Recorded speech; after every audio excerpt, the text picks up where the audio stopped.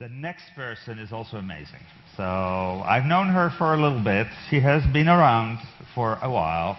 She has done amazing things. I think this woman is just, I mean, has so much appreciation for what she does. She has been at the AVMA. She has started the Women's Veterinary Leadership Development. She has been part of the House of Delegates, and she's doing so much for our veterinary profession. She's going to talk to us a little bit about the gender change that we will have, and this is, I think, really, really interesting. It's what we will see in the future to happen, and so this is a powerful message that's going to bring on. Next to that, she is amazing, and what I want you to do on social media is post Karen for AVMA president. That's what I want you to do, because she needs to become the next AVMA president. She's amazing. All right, Karen. Thank you. Thank you. I'm very honored to be here, and it starts off with something I'll get to a little bit later in the confidence realm. It's kind of cool to be last, but it's also a little intimidating to have very few letters after your name. So, that said, this is the XX factor, not triple X. That's later for some of you. And it's about XX chromosome versus XY chromosome, of course. Catchy title. And if you look around this room, we're probably about 60-40 female to male. And in this clinic of the future, we're envisioning transforming lives. Does that surprise you? Not really. A quick disclaimer, a lot of what I'm going to talk about today are generalities. They all come from studies and data and all the things that I've read, and if you want sources of things, I'm happy to send them to you by email later. But they are generalities, and just like if you've ever done a Myers-Briggs test and then retested yourself 5 years later, and you see how your spectrum, you shift a little, you're a little more introverted than you used to be, or vice versa, that's the way this is too. There will always be exceptions in these generalities, and there will always be females who have a little more male tendency personalities and vice versa, and that's okay. This is not an anti-male lecture either, so please do not take it that way. I really believe in the diversity of our profession on all levels is my main goal in life. So, here you go. This is a graph. Okay, I didn't do that, I don't think. I've read tons and tons. You probably have too, just like everything flying through your Facebook and Twitter, of articles about women in the workplace in our society. Not just in veterinary medicine, because there's not a lot about that right now. And particularly what you'll read about is about equality and gender with a wage gap and success in getting to higher corporate levels. And thank you, Sheryl Sandberg. I mean, we've all heard of Lean In. That kind of kicked the elephant into the middle of the room, so to speak. This graph is a few years old, and it shows that pretty much female enrollment in the U.S. professional and graduate schools, veterinary medicine has the highest % female of all the health professions that are graduate degree level. And that's pretty interesting. But what I really thought was the most interesting was the CSI effect. And this was really fascinating to read about. So these shows were around 10 to 15 years, and when you had this increase in these strong female characters, I mean, face it, they were cool. They look cool. They're smart. They're figuring the case out. They've got guns. I mean, it was really hot, and they're hot. Look, give me geez. Mark Helgenberger, gosh. So what happened is the forensic science field was very, very few women. And an overwhelming, like a threefold increase in the number of women who went into that field when they can envision that role model of, I could do that. I want to be like that. I think I'd enjoy that. And I love, to me, this is an absolutely fabulous tie-in with veterinary medicine. I just found this picture on the internet. Do what you love what you do. Isn't that like how we got here? Kind of counter to that ROI you've heard about. So in just 15 years, this is us. 70% of the U.S. veterinarians are projected to be women. But just because we have a lot of women in the profession, would you say our profession is feminized? I was looking for an article and I found one. About 5 years ago, some sociologists actually looked at the veterinary profession. They were interested in it because it had had such a rapid shift to having so many females in it. And I'm going to quote, sorry, I'm going to read, "Veterinary medicine has undergone dramatic, rapid feminization while in many ways remaining gendered masculine." Nevertheless, the culture of veterinary medicine glorifies stereotypically masculine actions and attitudes. Do you agree with that assessment? I turned the lens on myself. One of the goals I have for you today is to turn the lens on yourself and your other people you interact with on a daily basis. It's okay to recognize gender differences and start to see how they factor into things. And I turned it on myself, and I definitely recognized in my early career, I definitely channeled my inner tomboy. I had this sense of having to be tough and strong and not let my emotions down, always seem like I had the answer. And that is really sort of trying to channel masculine traits. And it was hard, and I think I put a lot more pressure on myself. Now that I'm more seasoned, I can kind of let that go. And I like being a girl. I kidded around. I mean, y'all wanted the fact. I like dressing up. Resort dress up, fine with me.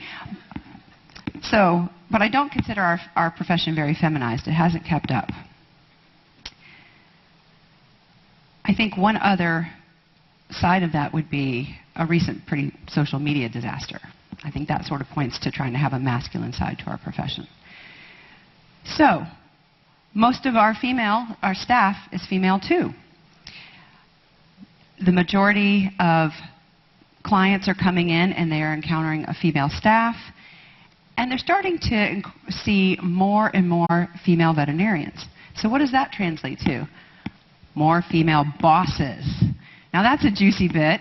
When you look at a Gallup poll from just last fall, they surveyed tons of people and they wanted to know, do you prefer having a male boss or a female boss? The response was pretty surprising to me. 33% of people preferred to have a male boss and only 20% a female boss. There's good news. 46% said they didn't care. Yay. But here's one other little dig deeper juicy piece. When you separate the male responses from the female responses, 39% of the females said they prefer a male boss. I think that sort of goes into a thing you'll read when you read from corporate women CEOs who attribute their success and how they got where they were. They almost always give credit to someone who sponsored or mentored them through it. Often it was a male who often had a daughter and could sort of envision what he wanted for her in that way. But the other thing they will often talk about as their biggest obstacles were often other women colleagues of their level who helped sort of tear them down. So we got to be careful about that. So here's my first question. What percent of veterinary technicians in the United States are female? You guys are pretty good. All right, so the answer, according to the National Association of Veterinary Technicians of America, is 95%. That's more than the human nursing profession. And in the human nursing, according to the U.S. Census Bureau, is 90% female. And that's actually something that's been slowly transitioning over the last 45 years to more and more males in there. But I said 45 years, very slow transition from like almost 0 to 10% over 45 years. And as the wife of a nurse, I can tell you they exist. And it's hard to be in that profession as a male. So I was asked recently, I was interviewed by some MBA students, and their relationship to asking me is they were trying to look at more women in a profession, and they were trying to look at like the financial implications. You can read about boards of mutual funds where they have more women in the group, and actually they decrease risk and they make more money, and it's just if you have this threshold of 30% women. So they were kind of taking that tack. And one of the students is a male. He's engaged to a female veterinary student, and I made sure he knew that that was not a good financial investment, that he was going to be marrying a lot of debt. Like, I wanted him to be very financially strong to take on that debt. But so we're going over all these things about the veterinary profession, and many of them had to do with student loan debt and salaries and such. And then they said, so what's good about it? What's good about the fact that there's so many women in this profession now? And I was stumped. I was really glad we were on the phone, because if they'd seen my facial expression, I was just a flounder. I had no idea. So, and then I was like, well, wait a minute. We've gone from this, James and Siegfried, they're American cousins, 1970 class of university. I said 70 because that's when I was born, sorry. 2 women, and to this in 35 years. Here's the class, same school, 2015. I think I counted about 18 males. And that's from just picking out the picture. I could be wrong. So go back there one more time. From this is a veterinarian to this in 35 years. That's a very, very fast time for a profession to evolve. Maybe that's why there's a little delay in our evolution. So just start thinking about it. What do you think is the impact of this gender shift in our profession, besides all those negatives? They're what you're going to read about our profession, period. We're going to read about suicide statistics. We're going to read about student debt load, the poor ROI. I mean, doesn't that groan if you read that ABMA economics report about the end of career return on investment? I mean, I don't think there's any equine women veterinarians in here, but geez, it's terrible. And not to mention, you're more likely to get maimed or killed in that profession than almost any other. So back to the positive. That's the other thing we're not finding. No one's out there trumpeting the positive aspects of more female veterinarians. What is the positive aspect of this, and how can we take advantage of that? So it was hard to find data out there about, so do clients, I'm Googling, do clients prefer male veterinarians versus female veterinarians? Well, there's nothing exact about that. But there was a lot of stuff that would pop up about physicians, because whenever I want to see something and I can't find it in veterinary, of course I go to physicians, because we're doctors. One health. And there is a good bit. There's quite a few studies that have been done where they look at sort of how does gender influence male and female physicians. And so when I try to look at that parallel, they don't really have a lot where they're asking the patients, do you want this or do you want that? But in University of Montreal looked at, well, the quality of the doctors. And in this study, what they did was they were looking at the quality, and they were basing it on whether they followed practice guidelines, prescribed medications as you should for a diagnosed condition, and doing follow-up examinations, and then also your productivity. And what they found was the women had higher scores, significantly higher scores, in following compliance practice guidelines and having those scheduled follow-up examinations. And the males had significantly higher productivity. But then they stratified the data by age. And they found the early career physicians, that difference leveled out to be not. So the male physicians' productivity slowed down, and their compliance with practice guidelines came up. The female physicians' productivity came up. So go millennials, right? This is good. Back to the XX factor. So who are the clients? Who brings the pet in more often? I mean, certainly men and women bring clients in. And I apologize that I'm just putting everything into XX and XY. It just makes it easier. I do believe in all shades in between. I don't mean to be anti-transgender or there's so many other gradations, so please take it that way. But if you really analyze your clients on a given day, who do you see more? Are we having more female clients seeing more female veterinarians? And if we are we looking at what matters to them most? And is it different from what they used to expect 40 years ago or 20 years ago? Does that change the fact that we're a stereotypically masculine culture in veterinary medicine? I love this. I found this article where more women are deciding to be dog owners than have children. Well, it really just means there are less women deciding to have children. But in this case, we're going to be the pediatricians. Woohoo! So I did keep looking, and of course I did find something about the difference between male and female veterinarians in the exam room. And it was in 2012, JAVMA, and they only had about 50. We always care about our data and our size. They had about 50 exam room appointments that they videoed and scored. And what they found was that the female, I think I heard common themes of this earlier today from what we should be doing. So maybe this is a little easier for some of the females or comes naturally, but the females conducted more relationship-centered appointments. They gave more positive rapport-building statements. You're doing a great job with this weight loss. I'm so thrilled to see 10 pounds off. And they also were perceived as less hurried or rushed than the male veterinarians. Well, maybe they're always running behind. I always am. But the clients were more likely, and I heard this earlier from Dr. Downing, to provide lifestyle or social information to the female veterinarians. Exam room confessional, yes. Unbelievable things that have been said in there. And then you just go out back and tell everyone else. So the same gender, now here's another interesting, sort of for everyone though, the same gender interactions were relationship-centered and included providing clients with more information. So that, to me, our take-home message is perhaps if you're the male veterinarian with a male client, it's easier to get that sort of rapport building instantly, common ground, and you might notice you spend a little more time and you provide more information because you're communicating on a really good plane. And the same thing with the women. So maybe where we need to work harder is when we're in that opposite gender situation.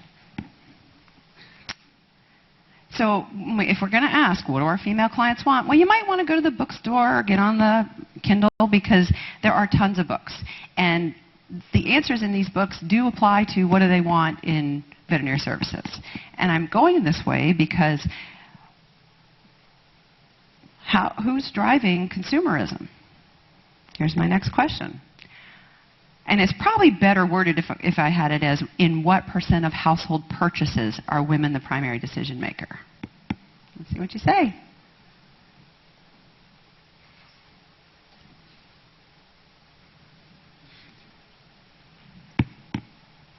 It's easier to see. See? I'm dating myself. I can't see that as good as I can see this. All right. This is good. You guys are coming in right with my next slide. So, this is not the correct answer, but this is what you'll find out there. The correct answer is actually probably don't know, but you're going to see 80 to 85% out there over and over again. And it basically probably came back out of one of those books a few years ago where they were looking at the fact that women had been overlooked in marketing and advertising and product decisions for years. They weren't catering to women consumers. And so they started saying, you're losing out on 80 to 85%. It sort of got taken from a few surveys and really twisted around. So the bottom line is it really depends on who you ask. Who makes the primary purchase decision in your house? Well, the women will report 73% of the time it's them. The men will 61%. Those two do not add up. Now, obviously, it doesn't take into account that some of these households are one man or one woman. And of course, if you're in a single household, you make all those decisions. But it really depends on who you ask, and I thought that was kind of cute.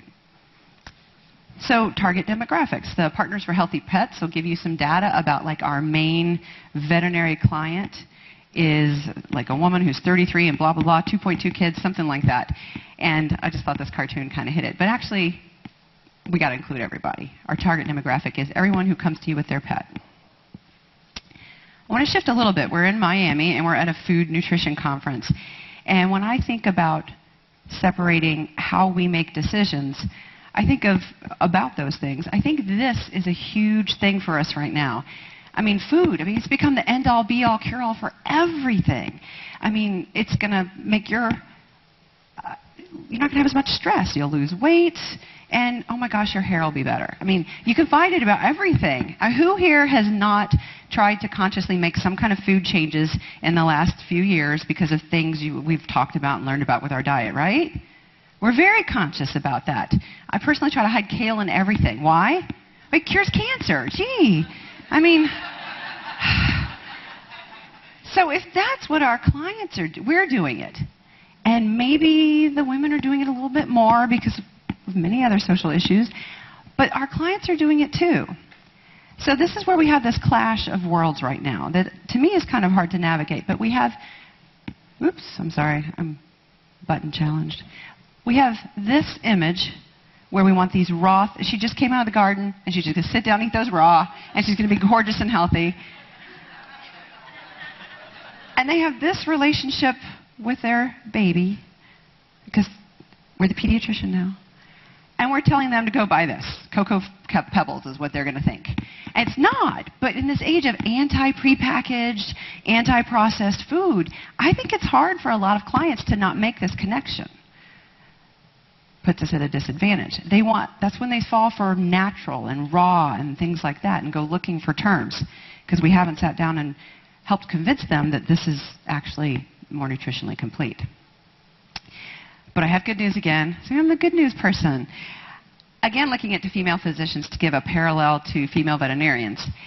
There was a study in France, and this one they wanted to look at how gender influenced the compliance and the interactions with the patients and the doctors. So this was pretty big, 585 patients, 27 general practitioners.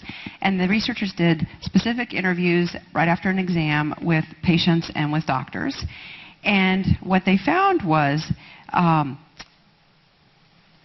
the amount that a patient trusted a doctor did not matter about gender, it mattered about good communication skills. So if you had good communication skills, they trusted you in your recommendations regardless of gender. Whether they followed your recommendations did fall on gender, which was pretty interesting to me. Patients were much more likely to follow the advice of their female physicians, and particularly on their recommendations about nutrition, exercise, and weight loss.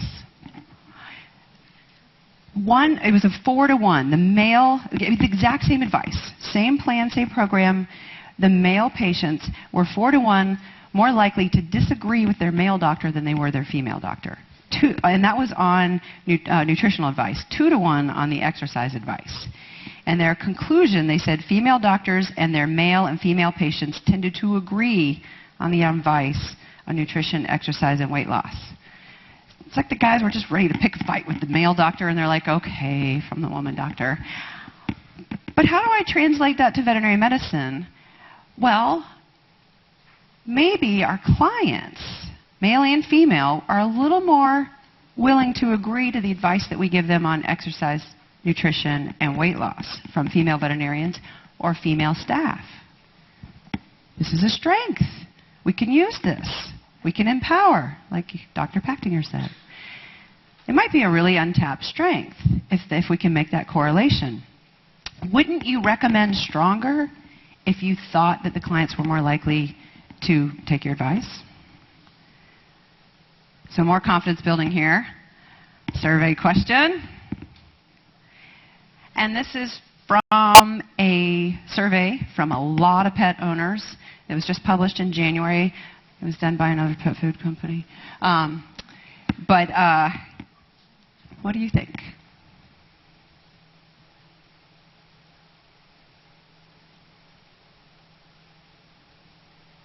All right.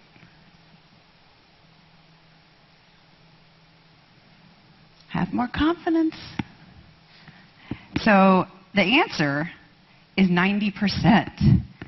That's impressive. That goes back to Dr. Downing's numbers, 90%. So 9 out of 10 owners, if you gave this dog a condition, diabetes, prediabetes, hypertriglyceridemia, you give it a diagnosis, they would follow your advice and feed a prescription diet. And if we believe the physician study, your exercise advice would work too.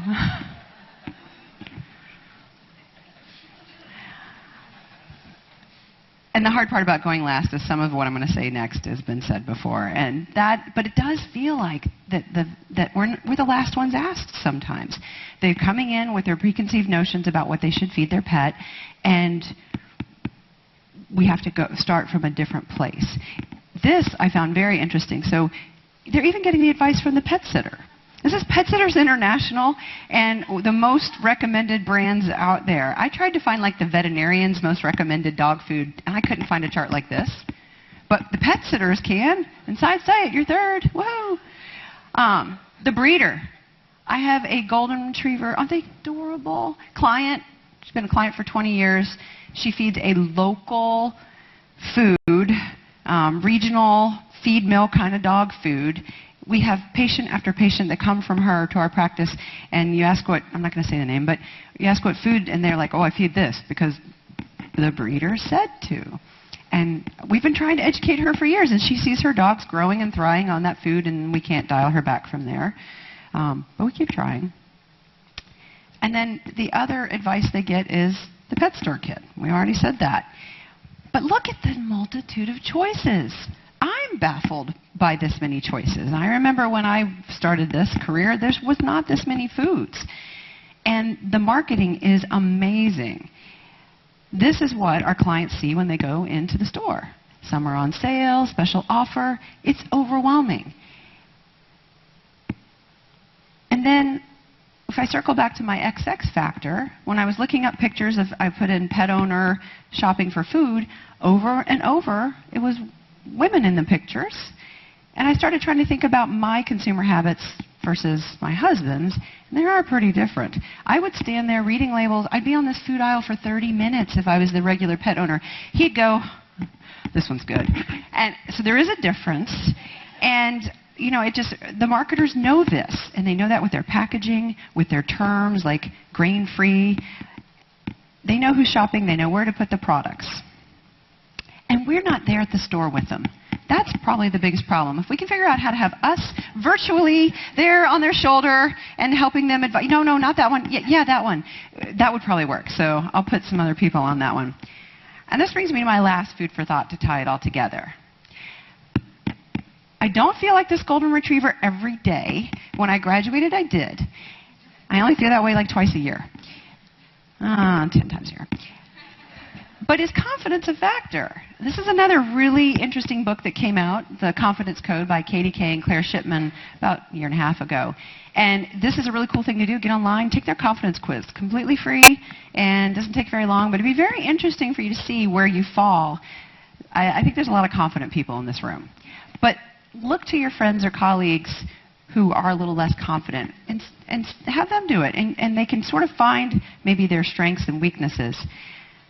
But I do wonder if confidence is part of this.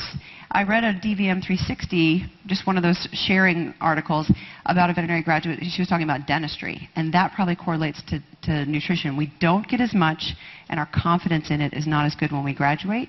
And she knew going into the exam room, because she wasn't as confident in her dentistry skills, she wasn't as good at making the recommendations. And until she got that confidence, she didn't get better at it. Direct correlation to me. So here's your last question with my favorite picture of the day. The Lego doctors.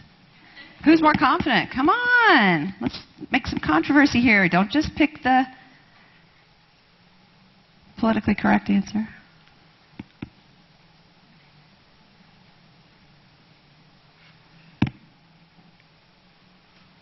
Good, good.